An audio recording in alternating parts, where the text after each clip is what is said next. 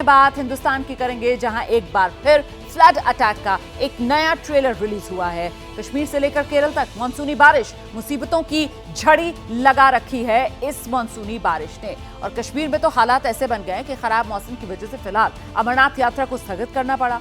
किसी भी तीर्थयात्री को पवित्र गुफा की तरफ जाने की इजाजत नहीं है। जहां तक दिल्ली और आसपास के इलाकों का सवाल है, तो दिल्ली एनसीआर में बारिश का येलो अलर्ट जारी है। दिल्ली के साथ नोएडा, गुरुग्राम में कल बारिश का अनुमान है। उत्तराखंड में पहाड़ दरकने की तस्वीरें लगातार सामने आ रही हैं। मौसम विभाग एक्टिव है, कुछ जिलों में रेड अलर्ट जारी किया गया है। इसी तरीके से यूपी हो, महाराष्ट्र हो, केरल हो, इन राज्यों में भी बारिश को लेकर चेतावनी जारी कर दी गई है। ये मॉनसून का जल प्रहार है, जिसने पानी को मनमानी की इजाजत दी और आधे हिंदुस्तान में हाहाकार मच गया। मध्य प्रदेश, उत्तराखंड और उत्तर प्रदेश से आई ये तस्वीरें उसी की बांधी है। धार का वार ऐसा कि जिगर वालों का भी दिल डूब जाए।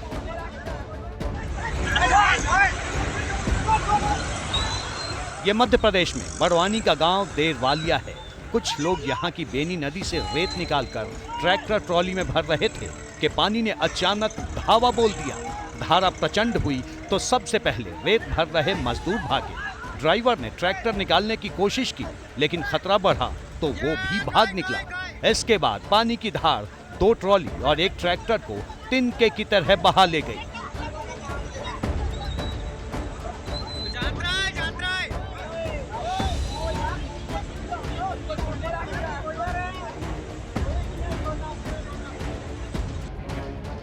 बाद में ट्रैक्टर और ट्रॉली तो पास में ही मिल गई, लेकिन सिंगल ट्रॉली करीब 2 किलोमीटर दूर पहुंच चुकी थी और कल पुर्जों की शक्ल ऐसी बिगड़ चुकी थी कि पहचानना मुश्किल था।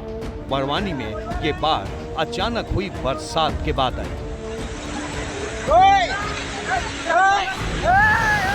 रोंगटे खड़े करने वाला ये वीडियो उत्तराखंड के हल्द्वानी का है। यहाँ कार में सवार होकर शेर नाला पार करने की कोशिश कुछ लोगों को भारी पड़ गई।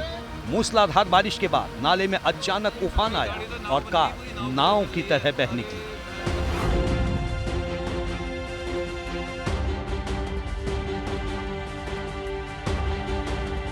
गनीमत ये रही कि सवार कार छोड़कर पहले ही निकल चुके थे।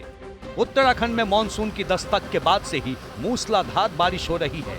कुमाऊं से लेकर गढ़वाल तक का करीब करीब पूरा इलाका इसकी चपेट में है।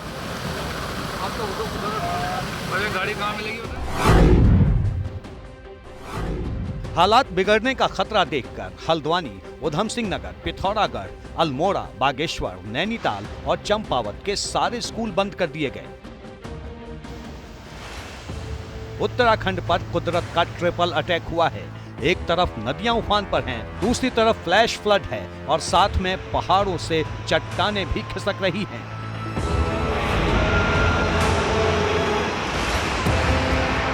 चट्टान खिसकने की डरावनी तस्वीर आई पिथौरागढ़ के धारचूला से। ये टनकपुर तवा घाट नेशनल हाईवे है, जहां अचानक लैंडस्लाइड हो गया।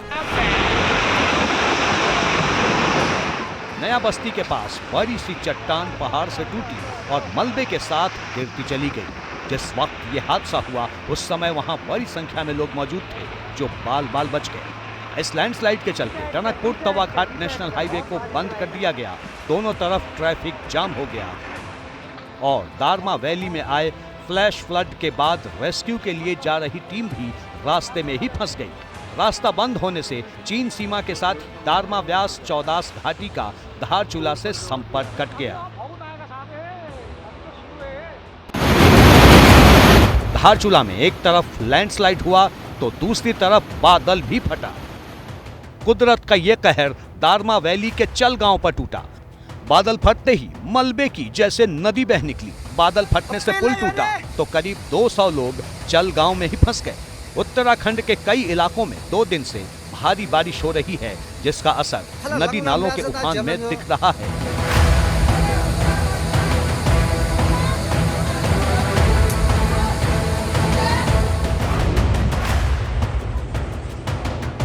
जरूरत सावधान रहने की है, लेकिन लोग जान से खिलवाड़ करने से बाज नहीं आ रहे। उत्तराखंड के चमोली की ये तस्वीर इसी का सबूत है, जहां मंदाकिनी उफन रही है, लेकिन नंदानगर घाट पर कुछ युवक एक पतले पटरे से बाइक को नदी पार कराने लगे। थोड़ी भी चूक होती तो ये कोशिश भारी पड़ सकती थी।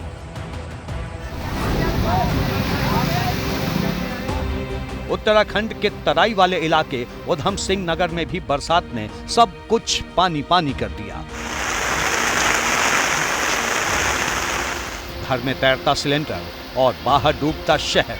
सवाल जर और जिंदगी दोनों का है, इसलिए किसी ने तैरते सिलेंडर को काबू किया तो कोई टीवी और वॉशिंग मशीन लेकर निकलने का रास्ता खोजने लगा, क्योंकि उधम सिंह नगर में सिर्फ मकान, दुकान और खेत खलिहान ही नहीं डूबे, रास्ते भी लापता हो गए हैं।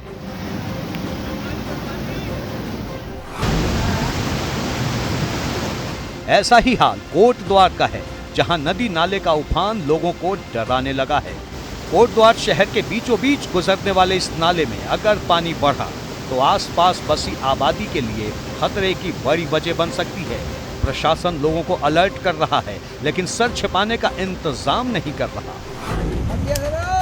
ये उत्तर प्रदेश का लखीमपुर खीरी है, जहां शारदा नदी के उफान ने एक घर को जल समाधि दे दी।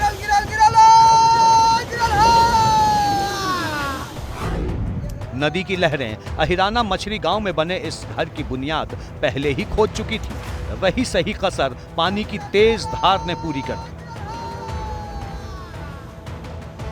लगातार हो रही बारिश के चलते शारदा नदी में पानी और पानी की धार दोनों लगातार बढ़ती जा रही है, जिसकी वजह से नदी किनारे के गांव पर कटान का बड़ा खतरा मंडरा रहा है।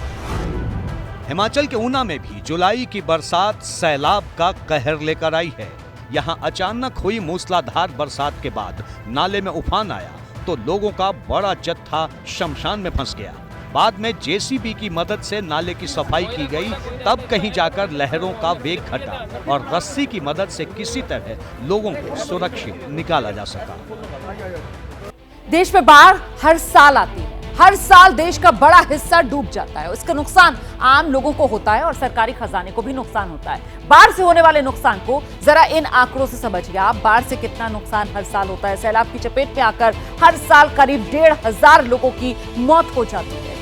हर साल करीब 75 लाख हेक्टेयर जमीन पानी में डूब जाती है और 1800 करोड़, जी 1800 करोड़ का नुकसान हर साल उठाना पड़ता है। इसमें सिर्फ फसल, लोगों के घर और सरकारी संपत्ति को होने वाला नुकसान है। अगर सैलाब से देश को होने वाले पूरे आर्थिक नुकसान को देखा जाए तो फिर यह आंकड़ा बढ़कर पहुंच जाता है 5,800 करोड़ सालाना। ये मानसूनी बारिश के बाद का सैलाब है, जो आस्था के सैलाब पर भारी पड़ गया। बालटाल के रास्ते में भारी बारिश के चलते बाबा बर्फानी की यात्रा रोक दी गई। जम्मू कश्मीर में बिगड़े मौसम के चलते शुक्रवार को ही इसका आदेश जारी कर दिया गया था। यात्रा पर रोक के बाद बालटाल और पहलगाम दोनों रूट पर यात्रियों को आगे बढ़ने से रोक दिया गया है। मौसम विभाग ने पूरे जम्मू कश्मीर में 9 जुलाई तक भारी बारिश और लैंडस्लाइड की चेतावनी दी है। इस दौरान जम्मू डिवीजन में कई जगह बहुत भारी बारिश का भी अनुमान है। बरसात का कहर दक्षिण भारत पर भी टूटा। ये कर्नाटक का उडुपी है, जहां मूसलाधार बरसात के चलते एक पेड़ गिर गया और बाइक सवार की मौत हो गई। ये हादसा कैमरे में कैद हुआ। कर्नाटक का बेंगलुरु भी बाढ़ से बेहाल है। यहाँ भारी बारिश के चलते कई इलाके डूबे हैं। रास्तों का पता नहीं है और घरों की हालत टापुओं जैसी हो गई है। कई इलाकों की स्थिति ये है कि अगर किसी को कहीं जाना हो तो नाव का सहारा लेना पड़ता है।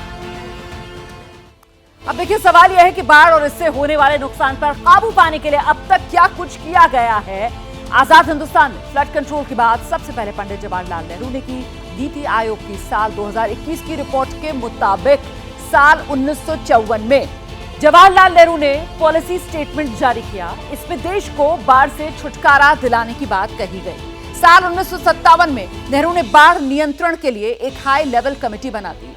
इससे बाढ़ नियंत्रण की योजनाओं पर काम करने और साथ ही साथ फ्लड अलर्ट जारी करने की सिफारिश भी की गई। साल 1980 में नेशनल फ्लड कमीशन बना, जिसने आपदा नियंत्रण के लिए राष्ट्रीय परिषद बनाने की सिफारिश की। साल 2003 में नेशनल फ्लड कमीशन की सिफारिशों और उन पर हुए काम की समीक्षा के लिए एक्सपर्ट कमेटी बनाई गई। इसने फ्लड मैनेजमेंट के अंतर्राष्ट्रीय पहलू पर ध्यान देने की सिफारिश की थी। और इसके अलावा फिर साल 2013 भी आप देख रहे हैं, national water policy flood control के लिए मास्टर प्लान की सिफारिश की गई। जैसे ही घड़ी का काटा दोपहर 2:30 पे आए, बबीता जी का दिल सास बहू साजिश के लिए मचल जाए।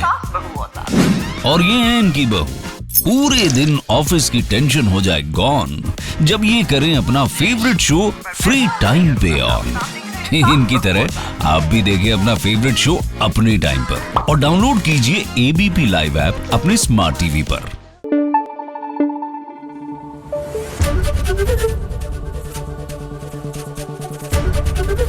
एबीपी न्यूज आपको रखे आगे।